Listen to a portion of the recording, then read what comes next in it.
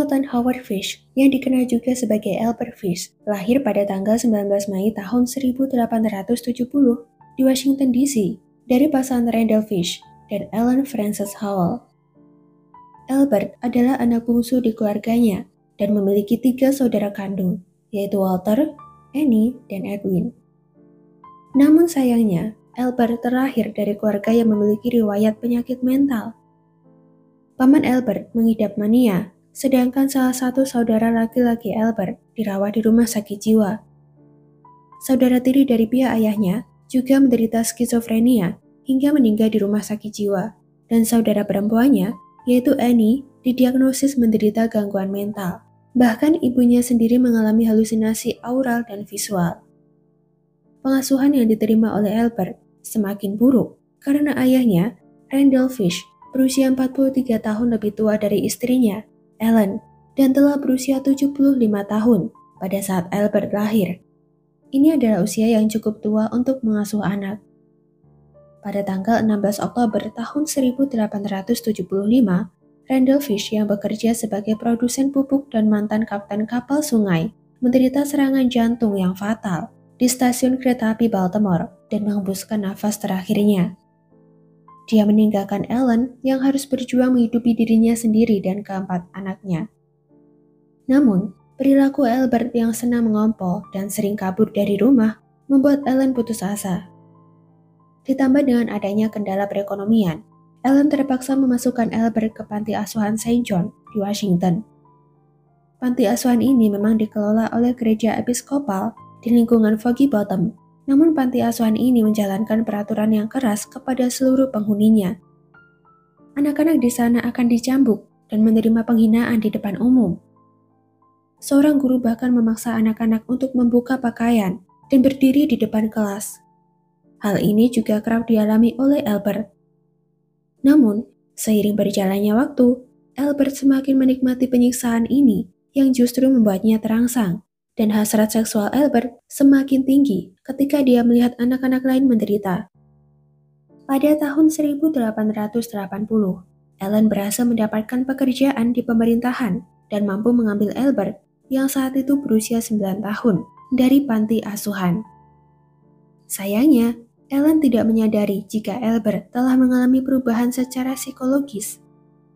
Pada tahun 1882, ketika Albert berusia 12 tahun, dia telah berani menjalin hubungan cinta dengan seorang remaja laki-laki melalui telegraf. Pemuda tersebut juga memperkenalkan Albert pada praktik-praktik menjijikkan, seperti meminum air seni dan memakan kotoran. Albert juga sering mengunjungi pemandian umum untuk melihat anak laki-laki lain menanggalkan pakaiannya. Menjelang akhir masa remaja, Albert mulai menguntit anak-anak. Dia akan memikat korbannya dengan uang receh dan permen, kemudian membawanya ke gedung-gedung tua dan lorong-lorong gelap, di mana anak-anak tersebut akan dilecehkan.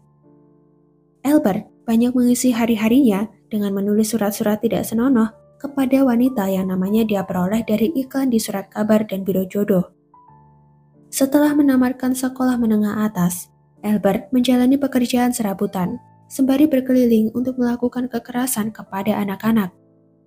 Pada tahun 1890, ketika Albert berusia 20 tahun, dia pindah ke New York dan menyambung hidup dengan menjadi pelukis dan tukang. Namun, di sana Albert juga bergabung dalam kelompok pelacur laki-laki. Dia akan melecehkan anak laki-laki yang sebagian besar berusia kurang dari 6 tahun. Pada tahun 1898, Ellen menjodohkan Albert dengan Anna Mary Hoffman yang 9 tahun lebih muda darinya. Perjodohan ini berhasil dan mereka memiliki 6 anak, yaitu Albert, Anna, Gertrude, Eugene, John, dan Henry Fish. Namun pernikahan ini sama sekali tidak membuat Albert menghentikan perilaku buruknya. Albert bahkan ditangkap karena pencurian dan dipenjarakan di penjara Sing Sing pada tahun 1903. Pada tahun 1910, Albert yang bekerja di Wilmington bertemu dengan seorang pria cacat intelektual yang berusia 19 tahun bernama Thomas Baden. Dia kemudian membawa Thomas ke tempat tinggalnya dan melakukan hubungan badan dengan siksaan bersama Thomas. 10 hari kemudian, Albert membawa Thomas ke sebuah rumah pertanian tua di mana dia menyiksanya selama 2 minggu. Albert mengikat Thomas dan memotong separuh alat vital Thomas. Teriakan dan tatapan Thomas menjadi kenangan indah bagi Albert yang akan selalu diingat seumur hidupnya. Awalnya, Albert berniat ingin menghabisi Thomas dengan cara memotong tubuhnya dan membawanya pulang, tapi Albert khawatir akan menarik perhatian banyak orang. Dia kemudian memutuskan untuk menuangkan peroksida ke atas luka di alat vital Thomas, membungkusnya dengan sapu tangan, memberi Thomas uang $10, mencium, dan mengucapkan selamat tinggal kepada Thomas. Setelah itu, Albert pulang dengan menaiki kereta api dan dia tidak pernah mendengar atau mencari tahu bagaimana nasib Thomas. Pada bulan Januari tahun 1917, istri Albert meninggalkannya untuk hidup bersama John Straub, seorang tukang yang sebelumnya bekerja dan tinggal bersama keluarga Albert. Setelah itu, Albert mengambil hampir semua harta milik keluarga dan dengan terpaksa membesarkan anak-anaknya sebagai orang tua tunggal. Namun, Albert tidak pernah terlepas dari obsesinya. Anak-anak Albert bahkan mengaku jika kehidupan mereka sebelum ibunya pergi dengan laki-laki lain sangat normal. Namun setelah mereka tinggal hanya dengan Albert, kehidupan mereka berubah menjadi menjijikkan. Suatu kali, Albert menggulung dirinya di atas karpet dan mengatakan bahwa Rasul Yohanes telah memerintahkannya untuk melakukan hal tersebut. Pada suatu malam, Albert berdiri di hadapan anak-anaknya, mencambuk dirinya sendiri dengan papan yang dipenuhi paku, kemudian menarik kegirangan saat darah mengalir di kakinya. Tidak hanya itu, Albert juga menusukkan jarum ke selangkangan dan perutnya. Dari aksi ini, Albert memiliki setidaknya 29 jarum yang tertancap di daerah panggulnya. Albert bahkan pernah memasukkan wol yang disiram cairan korek api ke dalam anusnya sendiri, kemudian membakarnya. Meskipun Albert tidak pernah berpikir untuk menyerang anak-anaknya secara fisik, tetapi dia memerintahkan anak-anaknya untuk memukul pantatnya dengan dayung bertabur paku yang biasa dia gunakan untuk melecehkan dirinya sendiri. Pada tahun 1919, Albert kembali menikam seorang anak laki-laki cacat intelektual di Georgetown. Terkadang, Albert membayar anak laki-laki untuk mencari anak yang menjadi korban selanjutnya. Kemudian dia akan menyiksa, memotong, dan menghabisi anak tersebut dengan pisau daging dan gergaji tangan kecil. Pada tanggal 11 Juli tahun 1924, Albert bertemu dengan seorang anak kecil berusia 8 tahun bernama Beatrice Kill yang sedang bermain sendirian di pertanian milik orang tuanya di Staten Island, New York. Albert mendekati Kill dan menawarkan uang padanya jika Kill mau membantu Albert mencari sayuran. Beruntungnya, ketika Kill akan pergi bersama Albert, ibunya segera mengetahuinya dan mengusir Albert. Albert memang pergi meninggalkan Kill saat itu, tetapi dia kemudian kembali ke rumah Kill dan tidur di gudang rumah tersebut. Aksinya ini akhirnya diketahui oleh ayah Kill yang segera mengusirnya. Pada tahun 1924, Albert yang berusia 54 tahun menderita psikosis. Dia merasa bahwa Tuhan memerintahkannya untuk menyiksa dan melakukan pemotongan alat vital anak-anak. Albert mencoba hal ini pada seorang anak berusia 10 tahun bernama Cyril Quinn. Pada saat itu, Cyril dan temannya sedang bermain bola kotak di trotoar. Albert kemudian mendatanginya dan bertanya apakah dia sudah makan siang. Anak-anak tersebut kemudian menjawab jika mereka belum makan siang. Albert berpura-pura mengundang mereka ke apartemennya untuk makan sandwich. Anak-anak yang lugu tersebut tentu dengan mudah mempercayainya. Di apartemennya, Albert telah menyiapkan pisau, gergaji kecil, dan pisau daging di bawah kasurnya.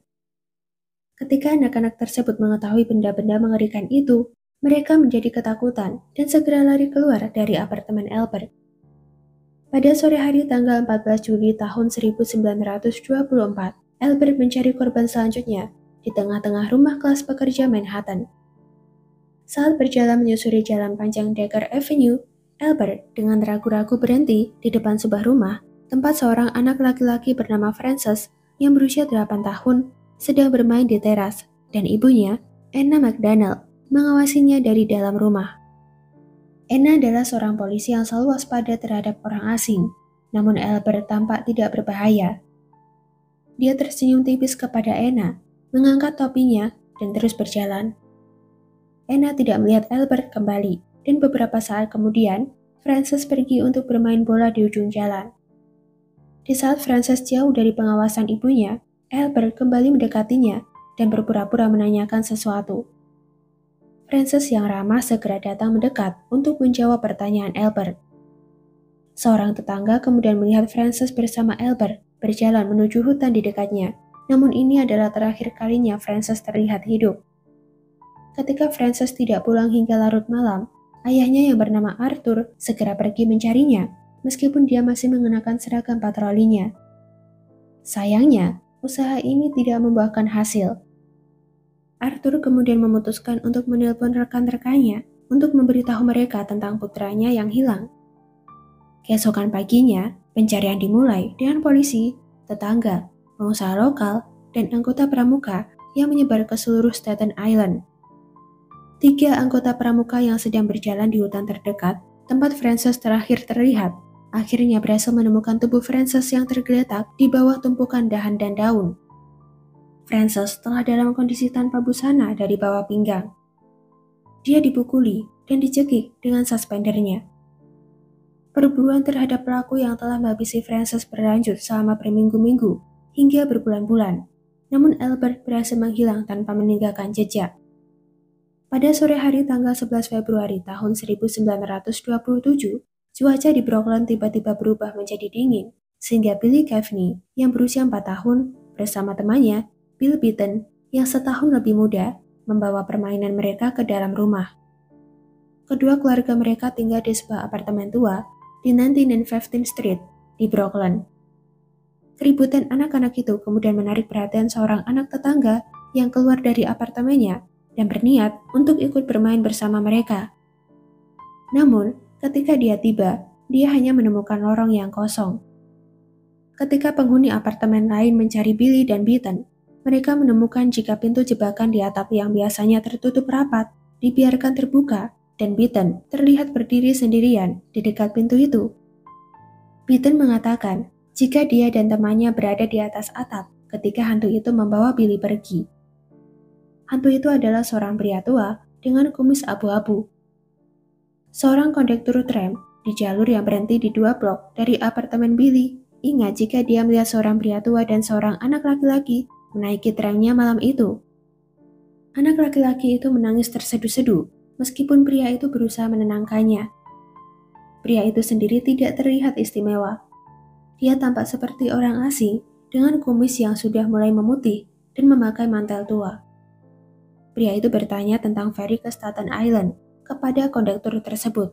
Namun, saat turun dari tram, pria itu setengah menyeret anak laki-laki yang bersamanya. Mereka terlihat menyusuri Second Street, menjauh dari dermaga. Polisi terus menggeledah Staten Island dan beberapa bagian New Jersey. Mereka menggeledah tempat pembuangan sampah, apartemen, pabrik, dan gereja di Brooklyn bagian barat, menyapu tumpukan abu, menggali gudang bawah tanah, bahkan mengeruk kanal Gowanus. 3 minggu setelah hilangnya anak itu, jasad seorang anak laki-laki kecil yang dimasukkan ke dalam tong anggur ditemukan di tempat pembuangan sampah di Palmer, Massachusetts. Setelah mendengar berita penemuan ini, ayah Billy yang bernama Edmund segera pergi ke kamar jenazah untuk melihatnya. Namun, anak itu ternyata bukanlah putranya.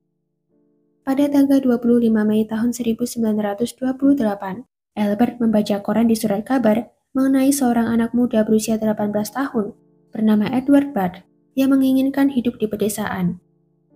Dalam iklan tersebut juga tercantum alamat rumahnya di 406 West 15th Street. Musim semi tahun 1928 sangat panas di Manhattan, dan rumah keluarga Budd di lingkungan Chelsea ikut merasakan dampaknya. Apalagi, keluarga Budd terdiri dari 2 orang tua dan 5 anak yang saling berdesakan di kamar-kamar kecilnya. Pada tanggal 28 Mei, Albert mengunjungi keluarga Budd dengan dalih akan mempekerjakan Edward. Ketika tiba di kediaman Edward, Albert memperkenalkan dirinya sebagai Frank Howard, seorang petani dari Farmingdale, New York. Dia mengatakan kepada Edward jika ada seorang karyawannya yang baru saja berhenti dan dia menginginkan seseorang yang muda dan kuat sebagai penggantinya. Dia kemudian setuju untuk mempekerjakan Edward dan salah satu seorang temannya. 6 hari kemudian, pada Minggu pagi, Albert kembali untuk mengurus kepindahan Edward dan membawa hadiah berupa seember keju pot yang rapuh dan sekeranjang stroberi. Dia berjanji akan menjemput Edward dan temannya untuk bekerja keesokan harinya, lalu memberi mereka beberapa dolar untuk menonton film.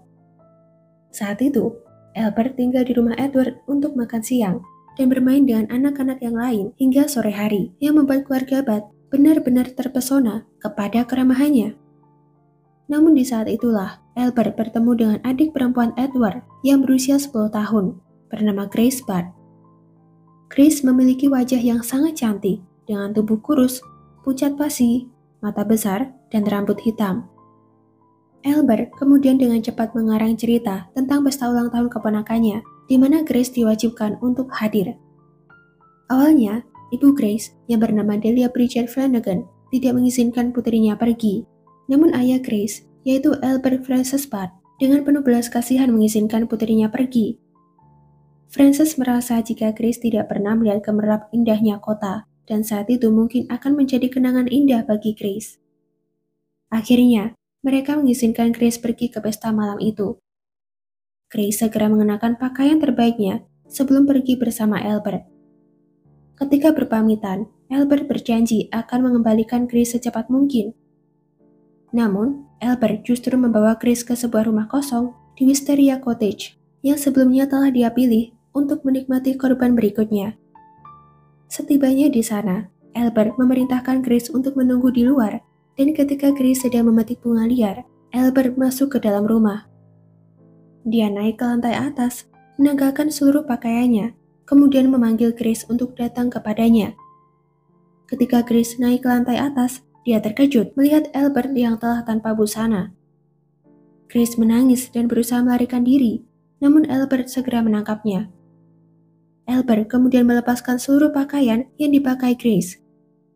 Meskipun anak gadis itu terus menangis, mencakar, menggigit, dan menendang Albert, namun semua usaha Grace tersebut tidak membuahkan hasil.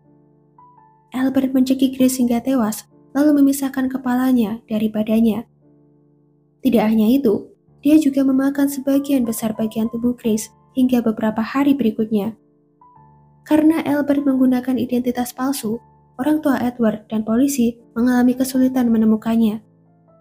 Pada tanggal 5 September tahun 1930, polisi telah mencurigai dan menangkap seorang pengawas bernama Charles Edward Pope yang berusia 66 tahun sebagai tersangka hilangnya Grace. Namun setelah menghabiskan 108 hari di penjara, Charles dinyatakan tidak bersalah. Pada tanggal 6 Februari tahun 1930, Albert menikah untuk yang kedua kalinya dengan Estella Wilcox di Waterloo, New York. Namun, pernikahan itu hanya bertahan selama 1 minggu. Pada bulan Mei tahun 1930, Albert ditangkap karena mengirimkan surat cabul kepada seorang wanita yang dia kenal melalui iklan di surat kabar. Setahun setelah penangkapan itu, Albert dikirim ke rumah sakit Bellevue untuk observasi. Pada tanggal 11 November tahun 1934, sebuah surat yang isinya sangat aneh dikirim ke orang tua Grace Bat, yang isinya tentang kisah Kapten John Davis yang berlayar dari San Francisco ke Cina, namun kapalnya hilang ketika John berhenti sejenak di Tiongkok. Karena kelaparan yang melanda pada saat itu, John terpaksa memakan daging anak-anak. John memang dapat kembali ke New York, namun dia kembali mencuri anak-anak untuk dimakan dagingnya. Salah satu anak-anak yang menjadi korban adalah seorang gadis berusia 10 tahun. John dikatakan mengajak anak gadis itu untuk mengunjungi pesta ulang tahun, namun gadis tersebut justru menjadi santapannya. Kisah ini mengingatkan orang tua Grace dengan putrinya yang hilang ketika diajak pergi ke pesta ulang tahun oleh Frank Howard 6 tahun yang lalu. Mereka kemudian segera menyerahkan surat tersebut kepada polisi. Setelah diselidiki, petugas mencatat bahwa amplop surat itu dihiasi dengan lambang heksagonal kecil yang berarti asosiasi pengemudi pribadi setempat. Ketika polisi mendatangi perusahaan itu, seorang petugas kebersihan di perusahaan tersebut mengatakan kepada polisi bahwa dia telah membawa beberapa alat tulis termasuk amplop tersebut ke rumah kosnya. Tetapi ketika dia pindah ke properti lain, dia meninggalkan amplop tersebut di bekas rumah kosnya yang terletak di 200 East 52nd Street. Polisi kemudian datang ke lokasi tersebut untuk mencari siapa penghuni baru rumah kos tempat petugas kebersihan itu sebelumnya tinggal. Pemilik rumah kos mengatakan bahwa orang yang menghuni kos tersebut setelah petugas kebersihan itu pindah adalah Albert Fish. Namun, dia telah pergi beberapa hari sebelumnya setelah putranya mengirim uang dan meminta pemilik rumah kos untuk menyimpan cek milik Albert yang akan diambil nanti. Detektif William King, kepala penyelidik kasus hilangnya Grace, menunggu di luar ruangan hingga Albert tiba, dan ketika Albert mulai terlihat, polisi segera menjemputnya untuk dibawa ke kantor polisi. Awalnya Albert setuju untuk diinterogasi di kantor polisi, tetapi dia kemudian mengacungkan silet kepada polisi. Beruntungnya, polisi berhasil melucuti senjata Albert. Albert tidak berusaha menyangkal jika dia pelaku di balik kasus hilangnya Grace Budd. Albert bahkan mengatakan jika dia bermaksud pergi ke rumah keluarga Budd untuk menghabisi saudara laki-laki Grace, yaitu Edward. Dia juga mengaku tidak pernah berpikir untuk melampiaskan nafsunya kepada Grace. Namun, Albert kemudian menyatakan kepada pengacaranya jika saat dia berlutut di dada Grace untuk mencekiknya, dia mengalami 2 kali ejakulasi yang tidak disengaja. Setelah penangkapan Albert, petugas menggeledah rumah kosong yang ditunjuk Albert dan menggali ruang bawah tanah. Mereka juga menggeledah gubuk kecil di dekat tempat tinggal Albert. Tengkorak Grace Budd ditemukan terkubur bersama potongan kerangka lainnya di samping dinding belakang rumah. Selain itu, polisi juga berhasil mengungkap 2 korban Albert lainnya dan 5 kemungkinan korban lainnya yang terdiri dari 4 perempuan dan 1 laki-laki berusia 5 hingga 17 tahun. Albert menghabisi Billy Gaffney yang berusia 4 tahun pada tahun 1927 setelah menculiknya dan menyiksanya dengan alat buatannya sendiri. Setelah korbannya tewas, Albert dengan kejam memotong dan memakan tubuhnya. 3 tahun sebelumnya, Albert menculik dan melakukan pelecehan terhadap Frances McDonald yang berusia 9 tahun dan menggantungnya di pohon sebelum mencabik-cabik kaki dan perutnya.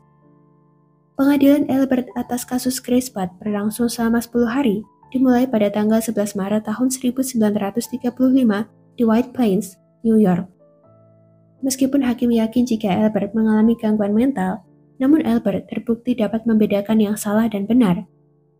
Pada akhirnya, hakim menjatuhkan hukuman eksekusi dengan menggunakan kursi listrik kepada Albert. Albert tiba di penjara pada bulan Maret tahun 1935 dan dieksekusi pada tanggal 16 Januari tahun 1936. Dia memasuki ruangan pada pukul 11 malam dan dinyatakan meninggal 3 menit kemudian. Tubuhnya kemudian dimakamkan di pemakaman penjara Sing Sing.